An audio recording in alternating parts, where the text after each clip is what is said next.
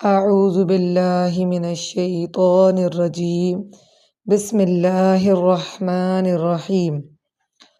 آج کا سوال جو ہمارے پاس آیا ہے وہ یہ ہے کہ کیا تہجد کی نماز میں ہم سورہ اخلاص ہی پڑھیں گے یا اس کے علاوہ بھی کوئی سورت پڑھ سکتے ہیں؟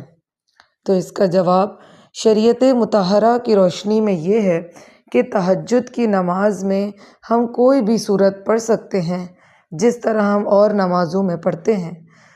تہجد کا طریقہ یہ ہے کہ جب ہم رات میں سو جاتے ہیں اور اس کے بعد ہماری آنکھ کھلتی ہے رات کے کسی بھی پہر، تو اس وقت ہم اٹھ کر جو نماز پڑھیں گے اسے ہم تہجد کہتے ہیں، کیونکہ رسول اللہ کا سنت طریقہ یہی ہے کہ جب آپ آرام فرما کر عشاء کے بعد اٹھتے تھے تو پھر جو نماز پڑھتے تھے اسے تہجد کا نام دیا گیا ہے۔ تو جب آپ اٹھے اور آپ نے نوافل ادا کیے جسے تہجد کی نماز کہا جاتا ہے، وہ آپ پڑھ سکتے ہیں اور اس میں کوئی بھی سورت علم شریف کے ساتھ آپ ملا سکتے ہیں، ہاں بس قرآن کی سورتوں کی ترتیب کے اعتبار سے۔ وَمَا عَلَيْنَا إِلَّا الْبَلَاغُ الْمُبِينُ۔